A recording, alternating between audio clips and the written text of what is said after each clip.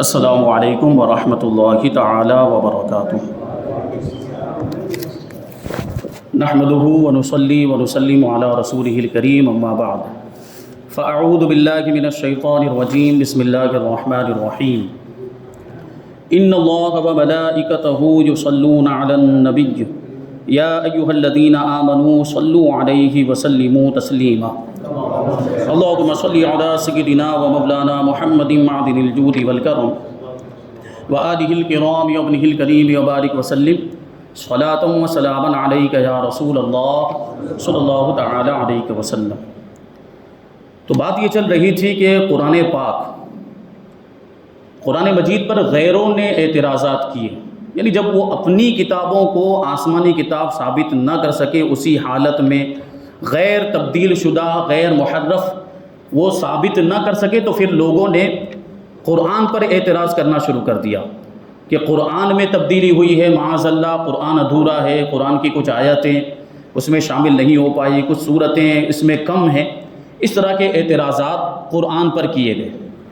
اس میں سے کچھ سوالات کو یہاں پر شامل کیا گیا تھا، ان کے جوابات بھی بتائے گئے۔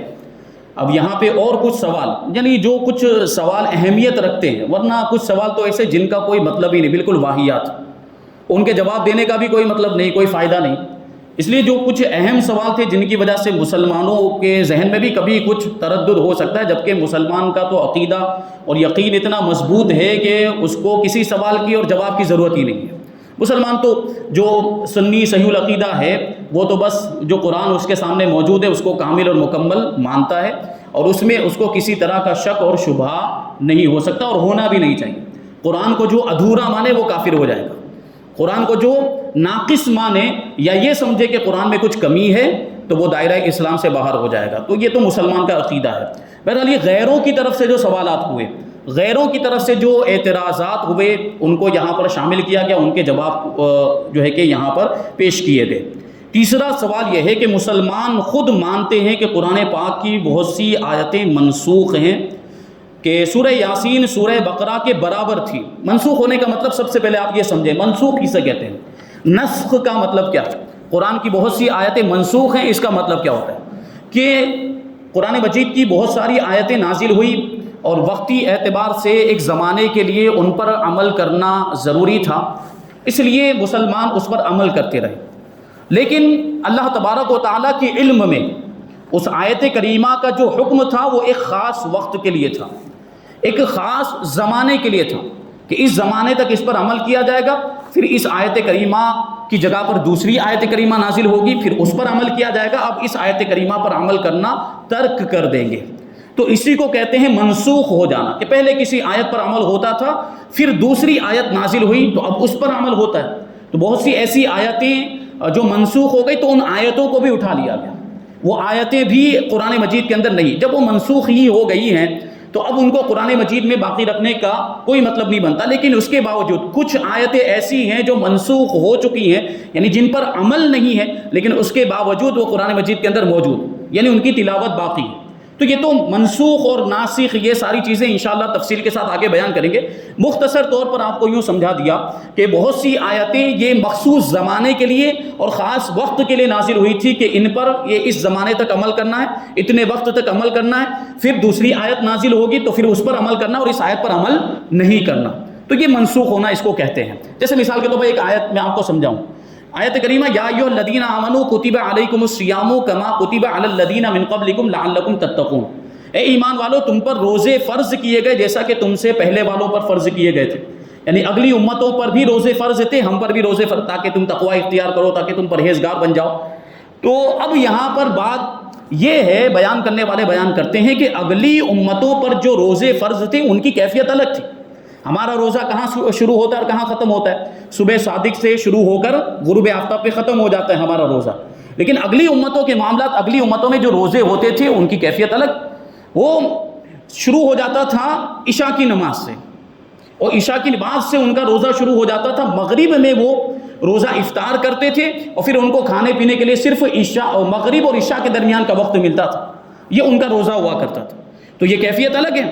اب یہ جو فرمایا گیا کہ تم پر ویسے ہی روزے فرض کیے گئے جیسے تم سے پہلے والوں پر فرض کیے گئے تھے، جبکہ ہم تو اس طرح روزے رکھتے نہیں ہیں، ہم تو ایسا نہیں کہ عشاء کے بعد سے روزہ شروع ہو جائے اور مغرب میں ختم ہو، ہمارا روزہ تو صبح صادق سے شروع ہوتا ہے۔ تو دوسری آیت کریمہ ہے جس میں اللہ تبارک و تعالیٰ نے ارشاد فرمایا کہ ثم اتموا الصیام الی اللیل، آگے ہے اوپر آیت کریمہ، اس سے اوپر والی آیت کریمہ ہے کہ کلوا واشربوا حتی یتبین، وہ جو آیت کریمہ ہے کہ وہ سفید دھاگا اور کالے دھاگے کی بات ہے، یعنی صبح صادق کے وقت تمہارا روزہ شروع ہوتا ہے۔ اوپر جو آیت کریمہ ہے وہاں سے ثابت ہوتا ہے سفید دھاگا، سفید دھاگا مطلب صبح صادق کی روشنی، جو صبح صادق کو سفید دھاگے کی طرح روشنی طلوع ہوتی ہے، تو صبح صادق یعنی سفید دھاگا جب نظر آ جائے، ظاہر ہو جائے، تو وہاں سے ہمارا روزہ شروع ہوگا۔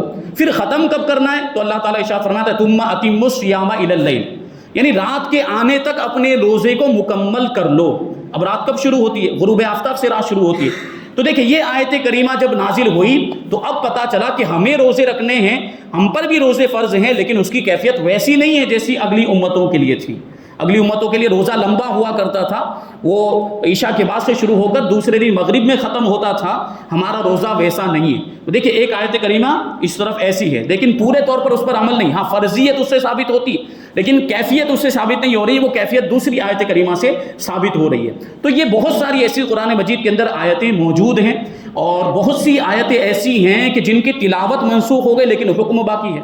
جیسے یہ حکم ہے کہ اگر شادی شدہ، غیر شادی شدہ اگر زنا کرے، کنوارا کوئی آدمی ہے اور وہ زنا کرتا ہے تو اس کی سزا یہ ہے کہ اس کو 100 کوڑے مارے جائیں گے، لیکن شادی شدہ آدمی اگر زنا کرے تو اس کی سزا یہ ہے کہ اس کو سنگسار کر دیا جائے، یعنی اس کو اتنے پتھر مارے جائیں، اتنے پتھر مارے جائیں کہ اسی میں ہلاک ہو جائے، مر جائے۔ تو یہ حکم تو قرآن مجید کے اندر موجود ہے۔ غیر شادی شدہ والا الزانیۃ والزانی فاجلدوا کل واحد منہما 100 جلدہ، کہ زانیہ اور زانی، زنا کرنے والے مرد اور عورت جب وہ زنا کریں تو ان کو 100 کوڑے لگا جائیں گے، ان میں سے ہر ایک کو 100 کوڑے لگا جائیں، یہ حکم تو موجود ہے۔ لیکن یہ والا حکم کہ اگر شادی شدہ زنا کرے تو اس کو سنگسار کیا جائے، یہ قرآن مجید کے اندر یہ آیت کریمہ موجود نہیں، لیکن حکم موجود ہے۔ یہ آیت کریمہ تھی الشیخ والشیخۃ اذا زنیا فرجموہما، او کما قال اللہ تبارک و تعالی، یعنی جب بوڑھا آدمی یا بوڑھی عورت، یعنی شادی شدہ عورت یا شادی شدہ مرد زنا کر لیں تو ان کو رجم کیا جائے گا، یعنی ان کو سنگسار کیا جائے گا۔ تو دیکھیں یہ نسخ کی بہت ساری صورتیں ہوتی ہیں۔ ایک صورت تو یہ بنی کہ تلاوت باقی ہے لیکن حکم باقی نہیں، یعنی اس پر عمل نہیں کیا جائے گا۔ وہ قرآن میں تلاوت ہو رہی ہے، آیت کریمہ موجود ہے لیکن اس پر عمل نہیں ہے، عمل دوسری آیت پر ہے۔ اور کبھی ایسا ہوتا ہے کہ تلاوت منسوخ ہو گئی لیکن حکم باقی ہے، آیت کریمہ قرآن مجید کے اندر لکھی ہوئی موجود نہیں ہے لیکن اس پر عمل اب بھی جاری ہے۔ جیسے میں نے یہ بتایا غیر شادی شدہ اور شادی شدہ والا، جو شادی شدہ والے لوگوں کے بارے میں جو حکم ہے یہ آیت کریمہ قرآن مجید کے اندر موجود نہیں ہے لیکن اس کا حکم باقی۔ انشاءاللہ جو ہے کہ اس کی تفصیل پوری نسخ کی یہ انشاءاللہ آگے بیان کریں گے۔ تو بہرحال یہ جو منسوخ والا معاملہ اس کو لے کر بھی لوگ اعتراض کرتے ہیں۔ ظاہر سی بات ابھی ہمارے دماغ میں بھی یہ بات آ رہی ہوگی کہ پھر وہ آیت کریمہ کا کیا مطلب رہ گیا؟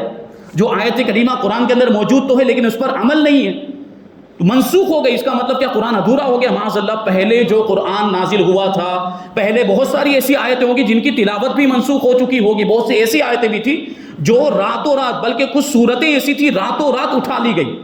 بعض روایتوں میں آیا کہ صحابہ کرام کے پاس لکھی ہوئی تھی اور صبح دیکھتے ہیں تو وہاں پہ لکھی ہوئی موجود ہی نہیں۔ بہت سی آیتیں اور صورتیں ایسی تھی جو صحابہ کرام کو یاد تھی لیکن ان کے ذہنوں میں سے بھی اٹھا لی گئی۔ اب صبح سوچ رہے ہیں وہ صورت مجھے یاد تھی، اب ان کو یاد ہی نہیں آ رہی۔ یہ اس طرح قرآن کی بہت سی صورتوں کو اور آیتوں کو اٹھا لیا گیا۔ تو اب اس پر بھی یہ لوگ سوال اٹھاتے ہیں کہ اس کا مطلب کہ جو پہلے آیتیں نازل ہوئی تھی اور جب بعد میں ان کو اٹھا لیا گیا، جب ان کو منسوخ کر دیا گیا تو اتنا حصہ تو کم ہو گیا نا، اتنا حصہ قرآن مجید میں کم ہو گیا، ادھورا ہو گیا قرآن۔ معاذ اللہ، یہ اس طرح جو ہے کہ اعتراض کرنے کی کوشش کرتے ہیں اور یہ عقل کے گھوڑے دوڑاتے ہیں، جبکہ شریعت کچھ اور کہتی ہے اور حقیقت بھی کچھ اور ہے۔ اس کو یوں سمجھے آپ، اس کو بہت اچھے انداز میں سمجھایا ہے کہ کہتے ہیں کہ سورہ یاسین سورہ بقرہ کے برابر تھی پہلے، لیکن اب تو سورہ یاسین چھوٹی ہے، تقریباً کچھ 7-8 رکوع ہیں اس میں، اور سورہ بقرہ کتنی لمبی ہے؟ تقریباً 2.5 پارے تک کی ہے سورہ بقرہ، تو دونوں میں برابر ہی نہیں، سورہ یاسین چھوٹی ہو گئی ہے۔ اور پہلے کہتے ہیں کہ سورہ یاسین اور سورہ بقرہ دونوں برابر تھی، لیکن نسخ وغیرہ ہو کر کٹا کر وہ اتنی ہی باقی رہ گئی۔ معلوم ہوا کہ یہ قرآن بعید ہی وہ نہیں ہے جو آسمان سے آیا تھا، بلکہ اس میں بہت سی تبدیلی ہو چکی ہے۔ تو اب اس کا جواب آپ کو بڑی توجہ کے ساتھ سماعت کرنا ہے کہ کبھی خدا نہ خواستہ آپ کے سامنے کوئی ایسا شخص آ جائے جو اس طرح کا اعتراض کرے تو آپ اس کو جواب دے سکیں۔ تو جواب یہاں پہ سب سے پہلے قرآن کو ثابت کیا جا رہا ہے کہ قرآن میں تبدیلی ہوئی ہے، یہی وہ لوگ ثابت کرنا چاہتے ہیں. قرآن میں تحریف ہوئی ہے، قرآن میں کمی ہو گئی، یہی تو ثابت کرنا چاہتے ہیں. تو سب سے پہلے اس کو بتاتے ہیں کہ تبدیلی کہتے کسے ہیں، تبدیلی اور تحریف کا مطلب کیا ہوتا ہے. تو بیان کرتے ہیں تحریف کے معنی یہ ہے کہ کتاب والے کی غیر موجودگی میں اس کی مرضی کے بغیر اس کی کتاب میں کمی یا زیادتی کر دی جائے. یہ تبدیلی کا مطلب ہو نا. کسی نے کتاب دنیاوی کتاب لے لے، اگر کسی نے کتاب لکھی ہے وہ موجود نہیں ہے، اس کی غیر موجودگی میں ہم اپنی مرضی سے اس کی اجازت لیے بغیر کچھ بھی گھٹا دیں کچھ بھی بڑھا دیں تو اس کو تبدیلی کہا جائے گا نا. ٹھیک ہے، تو اب یہ بات سمجھ میں آ گئی تو جواب ہو گیا، اتنے سے ہی جواب ہو گیا. کیونکہ یہاں جو بھی تبدیلیاں ہوئی ہے قرآن مجید میں، یہ کس کے حکم سے ہوئی؟ پروردگار عالم کے حکم سے ہوئی. اور کتاب بھی تو اسی کی ہے. اور آدمی جس کی کتاب جس کی لکھی ہوئی ہو اس کی مرضی، وہ جب چاہے کچھ بھی گھٹا دے، جب چاہے کچھ بھی بڑھا دے، اسے پورا اختیار ہوتا ہے. کتاب لکھنے والے کو دنیاوی اعتبار سے بھی ہم دیکھیں، جس نے کتاب لکھی ہے تو مختلف ایڈیشن شائع ہوتے ہیں اس کے. ابھی کچھ شائع ہوا تو بعد میں اس میں تبدیلی ہو کر پھر نیا ایڈیشن آتا ہے، پھر کچھ تبدیلی. تو اس پر کوئی اعتراض نہیں کرتا، بھائی یہ تو اپنی کتاب بدلتا رہتا ہے تو غلط کرتا ہے. نہیں، ایسا نہیں، اس کو تو پورا اختیار ہوتا ہے دنیاوی اعتبار سے جو کتاب لکھتا ہے. تو یہاں جو بھی تبدیلیاں ہوئی ہیں قرآن مجید کے اندر، ناسخ اور منسوخ کے جو بھی معاملات، اس کو تو حقیقت میں وہ تبدیلی نہیں کہا جا سکتا جو لوگ سمجھتے ہیں. یہ ناسخ اور منسوخ کے جو بھی معاملات ہوئے قرآن مجید کے اندر، یہ اللہ تبارک و تعالیٰ کی طرف سے ہے. اور قرآن کو نازل کرنے والا بھی پروردگار عالم، اسے پورا اختیار ہے، وہ جو چاہے اس میں تبدیلی فرما سکتا ہے. تو یہ جواب ہو گیا. تو اس کو یوں سمجھے کہ کتاب والے کی غیر موجودگی میں اس کی مرضی کے بغیر اس کی کتاب میں کمی زیادتی کر دی جائے. لیکن اگر صاحب کتاب ہی، کتاب لکھنے والا خود، یا یہاں قرآن مجید کی بات چل رہی، کتاب کو بھیجنے والا خود اپنی مرضی سے اپنی کتاب میں کچھ کمی بیشی کرے تو اس کو کوئی بے وقوف بھی تحریف اور تبدیلی نہیں کہے گا. جیسے میں نے بھی سمجھایا، دنیاوی اعتبار سے اگر کوئی آدمی کتاب لکھنے والا خود ہی اپنی کتاب میں تبدیلی کر رہا ہے تو اس کو کوئی تبدیلی نہیں کہے گا. وہ کہیں گے کہ بھائی اس نے مناسب سمجھا ہوگا، کوئی بات ٹھیک نہیں ہوگی تو اس نے بدل دیا ہوگا. ایک طبیب نسخہ لکھتا ہے، جیسے مثال کے طور پر ابھی سمجھے ایک ڈاکٹر، وہ لکھ کر دیتا ہے دوائیں، چٹھی میں لکھ کر دیتا ہے، اس کو کیا بولتے ہیں، پرسکرپشن، کیا کچھ بھی انگلش میں بولتے ہیں اس کو. تو وہ لکھ کر دیتا ہے، وہ نسخہ لکھ کر دیتا ہے، اور بیمار اپنی طرف سے اس میں دوائیں گھٹاتا بڑھاتا ہے تو وہ مریض یقیناً مجرم ہے. اگر بیمار خود ہی اس میں ایک دوا کو کاٹ دے، دوسری دوا اپنی طرف سے بڑھا دے تو اس کو مجرم کہا جائے، بے وقوف کہا جائے گا. بھائی ڈاکٹر نے تیرے بھلے کے لیے دوائیں لکھ کر دی تو اس میں کمی زیادتی کیوں کرتا ہے، یہ تو اور زیادہ بیمار ہو جائے گا اچھا ہونے کی جگہ پر. تو پھر کہا جائے گا کہ یقیناً یہ دوا کم کرنے والا یا بڑھانے والا مجرم ہے. لیکن اگر طبیب خود ہی، ڈاکٹر خود ہی مریض کی حالت میں تبدیلی کی بنا پر اپنے نسخے میں کچھ تبدیلی کرتا ہے تو یہ طبیب کی قابلیت، اس کی صلاحیت اور نسخے کے مکمل ہونے کی دلیل ہے. کبھی ایسا ہوتا ہے نا، ڈاکٹر ابھی پہلے کچھ اور لکھ کر دیا، اس سے طبیعت میں کچھ سدھار آ گیا. لیکن کبھی ایسا ہوتا ہے کچھ سدھار نہیں آ رہا ہے تو ڈاکٹر دوا چینج کرتا ہے. دوا بدلتا ہے کہ نہیں بدلتا، اس کا نسخہ بدل جاتا ہے. تو اب یہاں پہ ڈاکٹر پر اعتراض نہیں کیا جائے گا، بلکہ یہ تو ڈاکٹر کی خوبی ہوئی کہ اس نے مریض کی حالت کو تبدیل ہوتا ہوا دیکھا، اس نے مناسب سمجھا کہ اب پہلے والی دوا اس کے لائق نہیں ہے، اب دوسری دوا دی جائے اس کو. تو یہ تو ہم عام حالات میں عام طور پر دیکھتے رہتے ہیں. تو یہ تو اس کی قابلیت کی دلیل ہوئی، ڈاکٹر کی، طبیب کی، اور وہ جو نسخہ اس نے لکھ کر دیا ہے یہ اس کے مکمل ہونے کی دلیل، نہ کہ نسخے کی تحریف. اس کو نسخے کی تبدیلی نہیں کہا جائے گا. یہی قرآن پاک میں ہوا کہ بعض صورتوں میں حالات کے موافق خود قرآن بھیجنے والے خدا کی طرف سے ہی احکام بدلے گئے. جیسے جیسے حالات تھے، جیسے قرآن مجید کے اندر پہلے ایک دم سے شراب کی حرمت نازل نہیں ہوئی. شراب پہلے حرام نہیں تھی، ابتدائی اسلام میں شراب حرام نہیں تھی. لیکن اللہ تبارک و تعالیٰ کا منشا اور مراد یہی تھا کہ یہ شراب حرام ہو جائے. لیکن اگر کسی کو کسی چیز کی عادت، عام طور پر انسان کو اگر کسی چیز کی عادت پڑ جائے تو عادت سے نکالنا مشکل ہو جاتا ہے. تو لوگوں کو شراب کی عادت تھی پہلے، تو ایک دم سے شراب کی حرمت اگر نازل ہو جاتی، حرام کر دیا جاتا شراب کو، تو مسلمانوں کے لیے دشواری ہو جاتی. اس لیے کیا ہوا، قرآن مجید نے بتدریج تھوڑا تھوڑا کر کے حکم نازل کیا. پہلے اس کی تھوڑی برائی بیان کی، پھر ایک مخصوص حالت کو بیان کیا. جیسے قرآن مجید کے اندر پہلے شراب کے بارے میں ارشاد فرمایا، یسألونک عن الخمر والمیسر قل فیہما اسم کبیر ومنافع للناس، کہ آپ سے شراب کے بارے میں اور جوئے کے بارے میں پوچھتے ہیں تو آپ فرما دیجئے کہ ان میں گناہ بھی ہے اور ان میں فائدہ بھی ہے، لیکن ان کا جو گناہ ہے ان کے فائدے سے بڑا ہے، یعنی گناہ زیادہ ہے اس میں.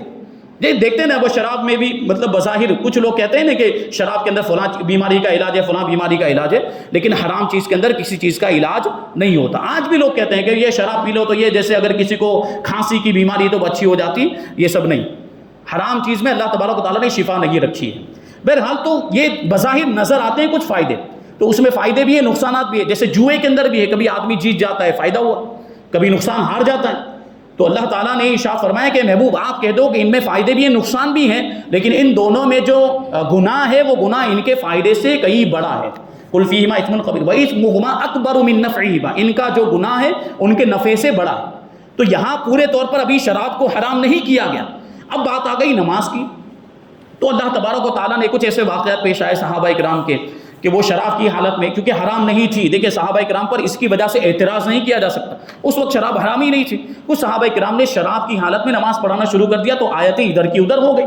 شرابی کے معاملات ایسے ہوتے، کیا بول رہا ہے اس کو کچھ سمجھ میں نہیں آتا کیا پڑھ رہا ہے، تو کچھ آیتیں ادھر کی ادھر ہو گئی، معنی بھی تبدیل ہو گیا. تو اب آیت کریمہ نازل ہوئی، یا ایھا الذین آمنوا لا تقربوا الصلاۃ وانتم سکارا، کہ اے ایمان والو نشے کی حالت میں نماز کے قریب مت جانا. تو اب کیا ہوا، یہاں سے ثابت ہوا کہ اب نماز کی حالت میں شراب حرام، یعنی اب نماز کی حالت میں شراب نہیں پی سکتے. دیکھیں تبدیلی، یہ قرآن مجید پہلے جو حکم تھا پھر وہ منسوخ ہو کر اب یہ حکم آ گیا. پہلے نماز میں بھی پی سکتے تھے لیکن اب نماز میں حرام. اب ایک وقت ایسا آیا کہ جب لوگوں کے دلوں میں اسلام راسخ ہو گیا، ایمان مضبوط ہو گیا اور لوگوں کے اندر عمل کرنے کا جذبہ پیدا ہو گیا. اب بات یہاں تک آ گئی کہ حضور پاک صلی اللہ علیہ وسلم کی زبان سے ادھر کوئی بات نکلتی تھی اور ادھر عمل کرنا شروع کر دیتے تھے صحابہ کرام کے اندر یہ جذبہ. تو اب آیت کریمہ نازل ہوتی ہے، یا ایھا الذین آمنوا انما الخمر والمیسر والانصاب والازلام رجس من عمل الشیطان فاجتنبوہ لعلکم تفلحون. اے ایمان والو یہ شراب ہے اور یہ جوا ہے، یہ پانسے کے تیر ہے، یہ جو بھی چیزیں اس کے اندر بیان کی گئی یہ شیطان کا عمل ہے، یہ ناپاکی ہے اور ان سے بچو تاکہ تم کامیابی پا جاؤ. اب یہاں پہ پورے طور پر شراب کو حرام کر دیا گیا، یعنی اب کسی بھی حالت میں شراب نہیں پی سکتے.